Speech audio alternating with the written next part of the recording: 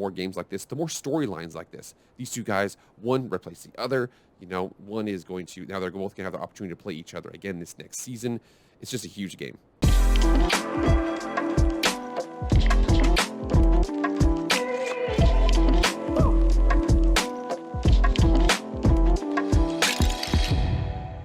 What's up, everybody? It's Jake with Master Football, back at it again with another video. Thank you so much for being here. Never been here before. This is Jake with Master Football, pro football, college football, video game football, anything related to American football we discuss in this show. Please subscribe, like, share, and comment, subscribe. Do all that stuff. I'd really appreciate it. Let's get into the video, baby. All right, guys, there was a news story that came out recently today that we are going to discuss. But first, I want to give a shout out to another channel. I'm trying to collab with this guy. We'll see if it happens, okay? I want to give a shout out to Couz's Corner. So here on Couz's Corner, he is all things West Virginia. You see here college football, college basketball, special guest live streams. He has the whole thing on lock. Talks about the Big 12, talks about West Virginia basketball, talks about college football a lot. Love his channel, everything that he's doing. Like I said, I'm going to try and get the collab going. We'll see if we can get our schedules to match up and things like that. But everybody here, go subscribe to his channel. He creates great stuff. So what made me think of my dear boy, Mr. Couz, is a story that came out recently. A story involving a Mr. J.T. Daniels. J.T. Daniels was the, we'll say maligned? I don't know. He was 7-0 at Georgia, but he was the injured quarterback. Stetson Bennett gets in there, takes over. They win the national championship. He decides to transfer. Now, he had already transferred before. We'll get into that. That's a big aspect of it, too. Where did he decide to transfer to? Good old West Virginia. So here we are on ESPN.com from Pete Thamel. It is J.T. Daniels transferring to play college football at West Virginia following stints at USC and Georgia. Coming right here, it says the winding college career of quarterback J.T. Daniels has turned onto country road. Daniels told ESPN he's transferring to West Virginia and that he called Coach Neil Brown and informed him of the decision Wednesday morning. Daniels, the most notable player remaining in the NCAA transfer portal, the 6'3", 210 quarterback went 7-0 as a starter over the past two seasons at Georgia. Going up and down the roster, I feel like they have very, very good pieces everywhere. I feel it's like a great fit for quarterback. I feel like there's a really, really good team that I'm going to step into and do my part to contribute.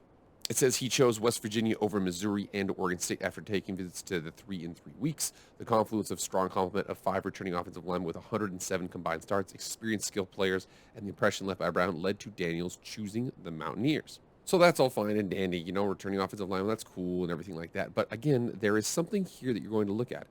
I'm going to show you the one coach who was able to actually pull him over. As a matter of fact, the sweatshirts that he's wearing shows you how he knows J.T. Daniels. So the reason why J.T. Daniels is on the West Virginia Mountaineers is because of your boy, Graham Harrell. Graham Harrell was hired over from USC. He's going to come in, offensive coordinator, quarterbacks coach, things like that for Neil Brown. He was formerly at USC with Keaton Slovis and with J.T. Daniels at one point. He was a big aspect of why J.T. decided to come over to West Virginia. The 107 starts at offensive lineman is important, but continuity at the offensive coordinator position is huge for him. So he's a big get. I know he had a crazy career. So he wins out the job at USC as a freshman, comes in there, goes 5-7 that first year. The next year he's coming back. He's like, okay, true freshman, building up on this. Very first game against Fresno State, tears his ACL, and he gets replaced by a guy by the name of Keaton Slovis. Well, that is a very, very fortuitous name to talk about and see the connection here, because guess who starts for the September 1st game opponent, the Pitt Panthers. So again, we haven't gotten through, all the way through fall camp and things like that. We don't necessarily know what's going to happen.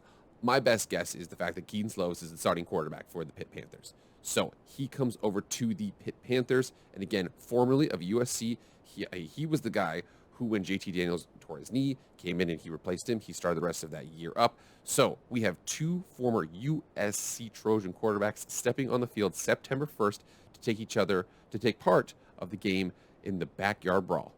So we see that game right here, West Virginia versus Pitt, September 1st, 2022. This next season, the first game of the season. It's going to be nuts. Now, I know the fact that Pitt lost your dear friend, Mr. Kenny Pickett, but they return a lot of offensive linemen. They return stud receiver. They have a lot coming back. Can West Virginia turn it around? I still remember the fond days when West Virginia had your boy Geno Smith and Tavon Austin in the Orange Bowl lighting up the Clemson Tigers.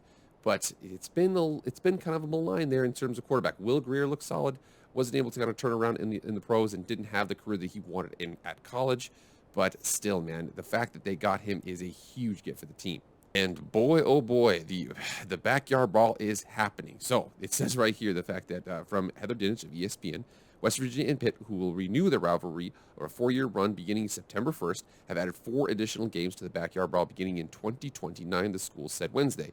The current home agreement spans the 2025 to 2022 to 2025 seasons, with Pitt hosting this year and in 2024. Following the 3-year break, the Panthers and the Mountaineers will meet each season from 2029 to 2032. Pitt will host the initial game in 2031.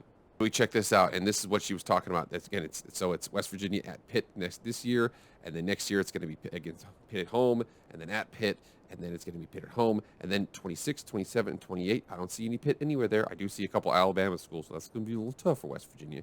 But then you see here at Pitt, Pitt at home, at Pitt, Pitt at home. They are trying to bring this rivalry back.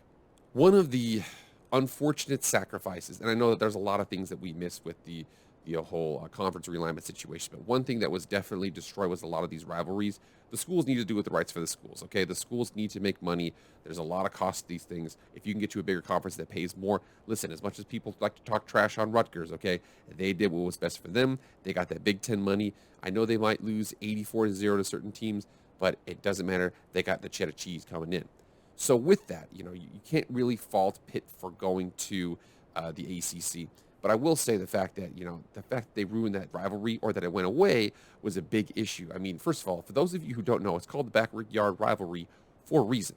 This is just ridiculous. So this is a picture of Pittsburgh, and this is a picture of Morgantown. They are literally, 75 miles, 72 miles away from each other? It's literally the backyard rivalry. So the fact that they're this close, they have not played in that long, it's been unfortunate. But again, I like the fact that they're starting to re-emphasize this.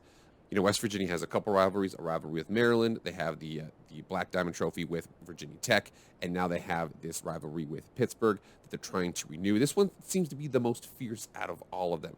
The rivalry with Marshall is kind of like Boise State versus the University of Idaho. They used to be rivals, but then one clearly passed the other, so now they're not really rivals anymore. So you see the fact, Pitt, Morgantown, the Pitt Panthers are going to receive a guest from the south from 75 miles away coming on up. So you're going to see your boy JT Daniels come up this road and play Keaton Slovis in Heinz Field.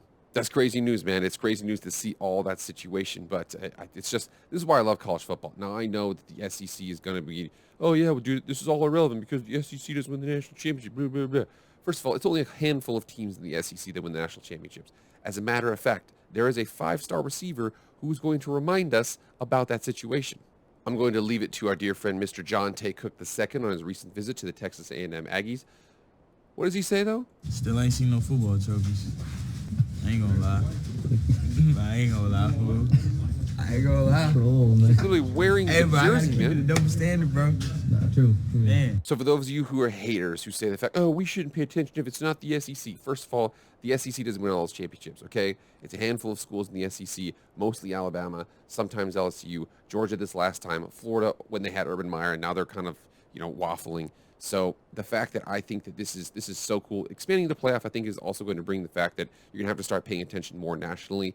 The ACC, surprisingly, with your dear friends Pitt, was one of the few teams that did not want to do that. Again, I love these sorts of rivalries. I want to bring these things back. I know that there's a couple of them that went away that people wanted back, not necessarily like Nebraska and Oklahoma was a big one that went away. They played this last season. It was a big game, and Nebraska gave them all they could handle. So the more they can return to these types of situations, the more games like this, the more storylines like this. These two guys, one replace the other. One is going to, now they're both going to have the opportunity to play each other again this next season. It's just a huge game.